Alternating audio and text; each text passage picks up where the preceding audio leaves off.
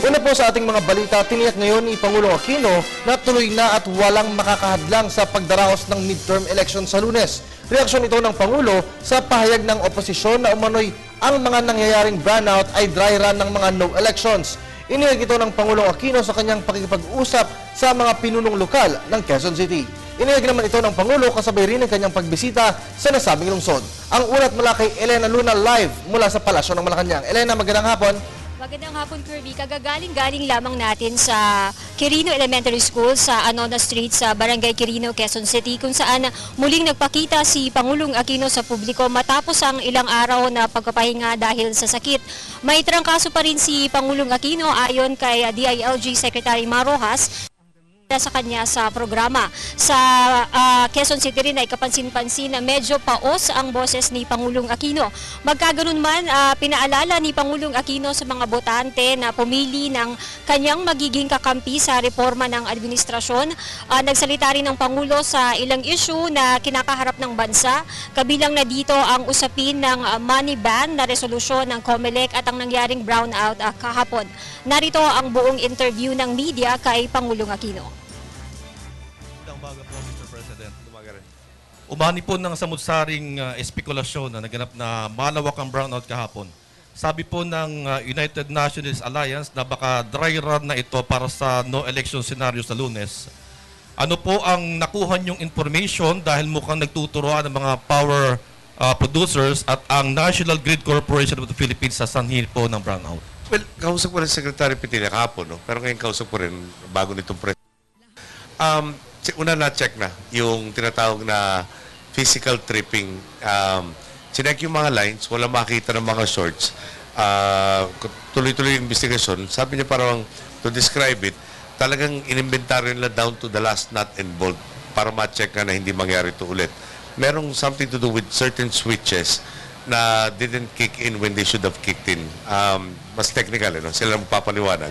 Pero dahil nga doon sa lalong pag-inventaryo yung ginawa lalo sila tumaas ang confidence na yung availability of electricity nationwide will be there for election day. Ngayon yung, anong tanong, parang dry run for no election. Yes, po. Alam nyo, pansinin naman po nyo yung boses ko. No? Parang ginagarat niya ko sa inyo. Kasi nung Biblia, kaya ko patong ang kamay ko na wala sa interest kong i-postpone pa natin itong election na to. No? Talagang ganado na tayo matapos po itong campaign and election period. At sa concentration na lang ng pag-aayos sa mga problema ng bansa. Apat na tulog na lang po, Mr. President. Kontento po ba kayo sa paghahanda naman ng COMELEC?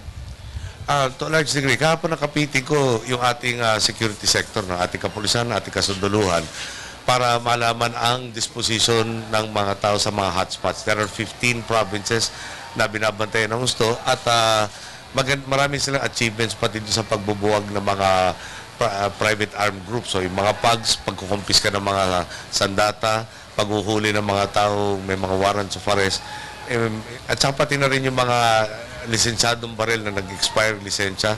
Naka 100% na po sila sa pagpupunta sa lahat itong mga bahay na to. At tuloy-tuloy yung proseso na either isosurrender na sa kapulisan yung mga armas or i-renew yung mga lisensya. So, lahat ng pinag-utos natin from last year ay ginagawa at taas ang kumpiyansa natin, nakausap ko lang months rin na ready tayo to forestall any more acts of violence. No? Ngayon, yung paalala ko lang po sa lahat, ang Sandatahan Lakas at Kapulisan, ang kabuuan ay 250,000. Yan po parehong-pareho ng numero ng EDSA, pero ng EDSA kalahati yung populasyon natin. So, yung sa abot natin po makakaya, talaga pong pinagandaan na itong eleksyon na ito. Last na lang po, Mr. President. Lumabas po yung mga balita na 7 mula sa Team Pinoy at 5 mula sa UNA ang dadalhin ng Iglesia ng Cristo. Sabi po naman ng mamasid, mukhang pinagbibigyan lamang ng INC ang dalawang partido dahil sa binay factor naman sa 2016. Ano po? Tiwala ba kayo na dahil sa Pinoy Magic, na sabi ng mga nagmamasid ay namanan nyo kay Tita Cory, ay may isama sa Magic 12 sina Rizon Taberos, Madrigal at June Magsaysay? Hindi tayo maasa sa Pinoy Magic, umaasa tayo sa sambayanan. Parati ko sinasabi, mga boss ko ang bahala sa akin, nakasandal ako sila nagbibigay ng lakas, sila magsasabi. kung sino ang karapat-dapat. At doon po nagmumula yung tiwala natin. Maraming salamat po. Thank you. Rema, Pidiaplot, Suwi TV. Good morning po, sir. Morning. Sir, are we in favor po ba dito sa COMELEC resolution on having a money ban to ensure na hindi magkaroon ng vote buying days before the election? Well, yung maganda yung intensyon. Pero kahapon, pinagtanong ko, a typical Jollibee store, for instance, or McDonald's for that matter, will make transactions of about 100,000 a day. Yun yung ban. Now, that's typical. There are some exceptional branches around that will take in 500,000 in transactions a day. So, pwera pa dun yung palengke. Paano yung mga baksakan kaya ng isda? Maganda yung konsepto. Well, maganda yung idea, pero mali siguro yung paano mo patutupad. Parang equivalent na rin sa sinabing hinto natin yung ekonomiya parang during the time of the ban. And I don't think that is the intention of COMELEC. So, sir, meron po bang parang other ideas kung paano po ma-ensure na hindi po magkakaroon po ng vote buying po? Well, number one, minomonitor. Maraming ahensya ng gobyerno, law enforcement agencies, for instance. No? Meron mga, as of now, may mga kasong hinahanda na doon sa mga may witnesses, mapapatunayan, nagkaroon ng vote buying. Tuloy-tuloy yun. Pero, siguro parang tutusin, yung tinatawag yung mukhahe doon sa 100,000, parang shotgun approach, na baka mahinto mo nga, no? Marami ka rin hinihintong, hindi mo naman balak hintuin. At yung parang ulitin natin,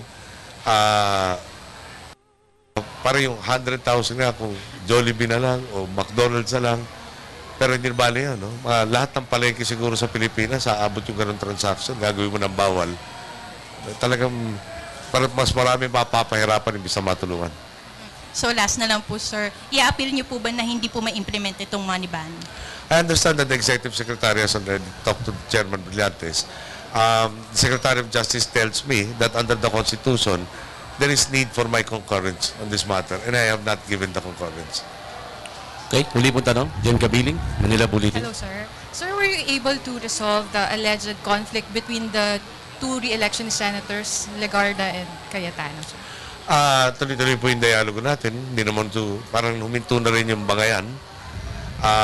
Pinalala rin natin na patapos na itong eleksyon, pwede i-resolve yan later on. Tandaan na natin yung motivation. Sino ba makikinabang kung mag-aaway-aaway tayo dito sa team? So, I think all the candidates have responded to our appeals and together with the rest of the team, and they're conscious that ito pinaglalaban natin para sa tao, hindi para sa individual. No, para sa ating mga kababayan, para sa musang bayan ng Pilipino, and they will ready to set aside their personal interests for the sake of our people. Sir, were you able to talk to the two senators personally? To Lauren in particular, Cheese also, Alan was talked to by Secretary Rojas. Sir, are you optimistic that of the chances of Team Pinoy these elections and especially to retain a Senate majority in the next session? Mahirap naman siguro. Alam mo, parang for the past few days, yung concept ng baka mausod ang paikot-ikot sa aking isip, no? Malapit tayo election, hintayin ko na lang muna bago tayo magsabi, anong plano natin after? Alam mo, maski anong komentaryo ko dyan, sasabihin na naman, kita rin yan. Kapon, Noel, ngayon naman siguro ayos na yung resulta ng election. Hintayin ko na lang yung resulta sa Monday. Thank you, sir. Kirby, hindi natatapos sa Quezon City ang public appearance ni Pangulong Aquino ngayong araw. Mamayang alas 5 ng hapon ay dadalo siya sa meeting de avance ng Liberal Party Manila Chapter sa Tondo. At yan ang ating balita mula dito sa Malayang sa tulong ng RTVM. Ako si Elena Luna para sa Telebisyon ng Bayan.